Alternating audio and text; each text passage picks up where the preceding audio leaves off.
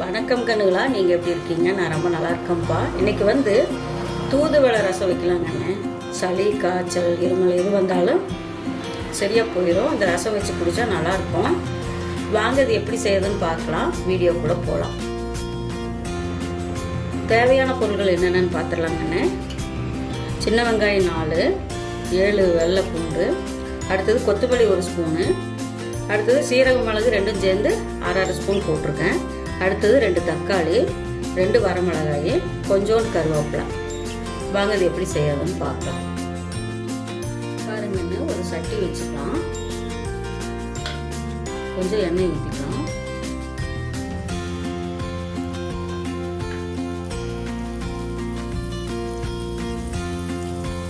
பாருங்க, இதெல்லாம் பொரிச்சு வச்சிருக்கீங்களா தூதுவளை, அதை போட்டுக்கலாம். இது கொஞ்சம் முள் இருக்குங்கன்னு பார்த்து பிக்கணும்.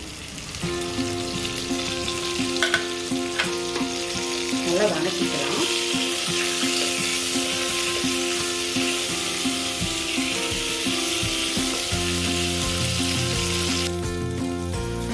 பாருங்க, நல்லா வதங்கிருச்சு.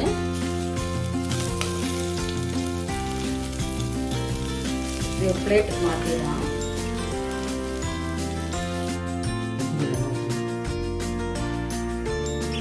சின்ன வெங்காயம், வெள்ளை பூண்டு, 2 வரமிளகாய், கொத்தமல்லி எடுத்து வச்சுக்கலாம். வர கொத்தமல்லி அது, இது சீரகம்,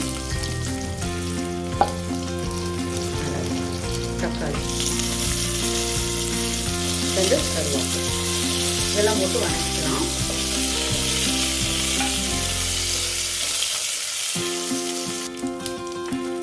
பாருங்க, இது வதங்கிருச்சு. எடுத்து வச்சுக்க முடியல, அதையும் போட்டுக்கலாம்.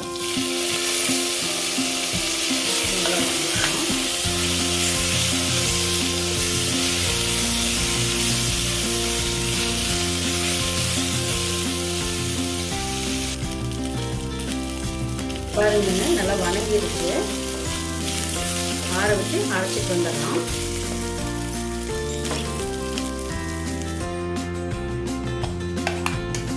பாருங்க, இந்த பக்கம் கரைச்சிட்டு வந்தாச்சு. பாருங்க, மணி சட்டி காஞ்சிருச்சு. தாளிச்சிடலாம். எண்ணெய் ஊற்றிருக்கேன். கடுகு போட்டுக்கலாம்.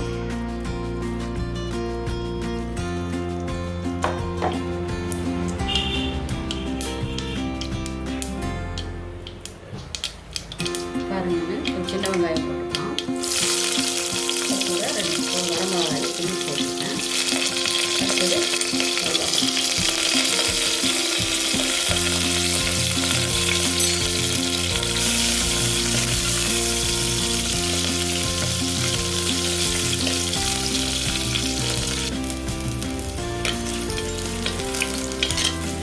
இப்போ அரைச்சி வச்சோம்ல, அது கூட தண்ணி கலக்கி ஊற்றிக்கலாம்.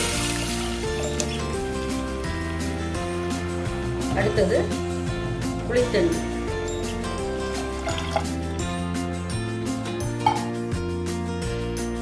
அடுத்தது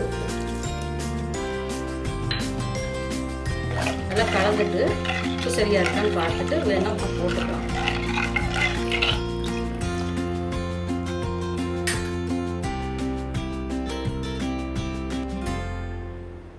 பாருங்க, நல்லா மூடி போட்டு மூடிடுங்க. கொதி வரக்கூடாது. நுர வரும்போது இறக்கிடலாம்.